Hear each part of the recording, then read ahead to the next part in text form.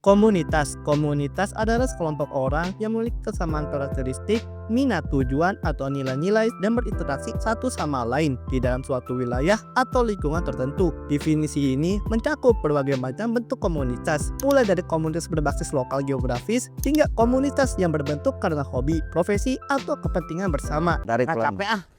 Tapi pada kali ini, gue mau membahas komunitas motor. Komunitas motor apa bang? Ya jelas komunitas CB atau city bike. Kalian pasti sering lihat lah kalau komunitas CB itu sering kali dianggap rusuh banget. Karena itulah gue mau bahas kenapa komunitas CB itu sangat toksik. Tapi sebelum itu, gue mau bahas saingannya, yaitu komunitas e-racing. Kenapa e-racing? Karena komunitas motor ini sering banget itu naik turun citranya. Ya pokoknya gue mau bahas kedua komunitas motor ini. Tapi disclaimer, gue gak ada niatan menjelekkan atau menghina. Gue cuma memberikan edukasi agar kedepannya komunitas motor itu gak toksik aja.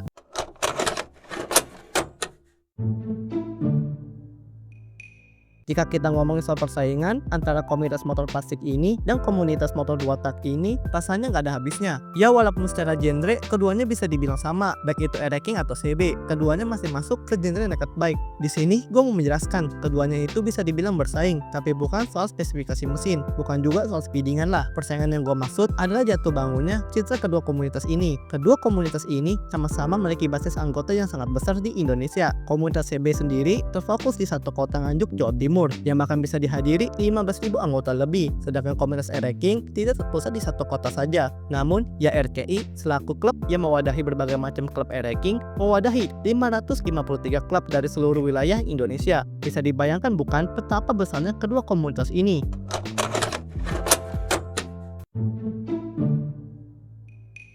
Memasuki ke inti pembahasan, gua mau membahas masalah komunitas Honda CB dan e-racing. Sejujurnya, komunitas Honda CB itu nggak terlalu terkenal arogan sebelum tahun 2020 akhir. Komunitasnya pun sangatlah positif. Ya walaupun ada juga kok yang toksik, tapi nggak sampai ke ranah merusak fasilitas umum. Sedangkan komunitas e-racing, jujur saja, emang udah dicap buruk oleh masyarakat. Kenapa? Ya karena banyak yang menganggap pengguna e-racing itu identik dengan pelaku tindak kriminal. Entah itu jambret, preman, atau biang kerok masyarakat. Tapi ya entah kenapa gitu, 5 tahun belakangan kali ini sudah nggak terlalu menempel lah. Malah sekarang orang-orang menganggap kalau e-racing itu motor yang antik, terus belum lagi dipakai sama artis terkenal, membuat image e-racing yang komunitasnya menjadi positif. Lalu bagaimana dengan komunitas CB? Komunitas CB justru sangatlah berbanding terbalik dengan komunitas e-racing. Jika komunitas e-racing dianggap sebagai komunitas motor jambret yang berubah menjadi komunitas motor antik, komunitas CB justru adalah komunitas motor klasik yang awalnya positif malah berubah menjadi komunitas yang lumayan toksik, seperti maling karbu, maling kaliper,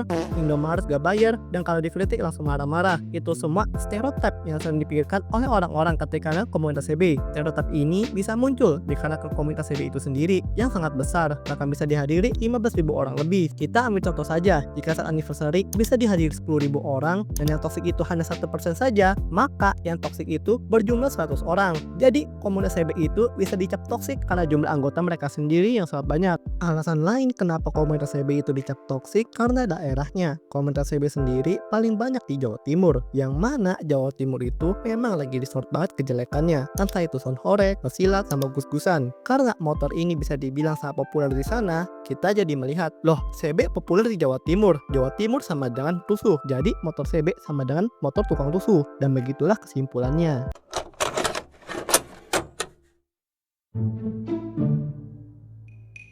Nah, jadi gimana menurut kalian? Kalau ada salah, ya silahkan komen, karena gue terbuka akan kritik dan pendapat kalian. Gua Nakama Motor, thank you.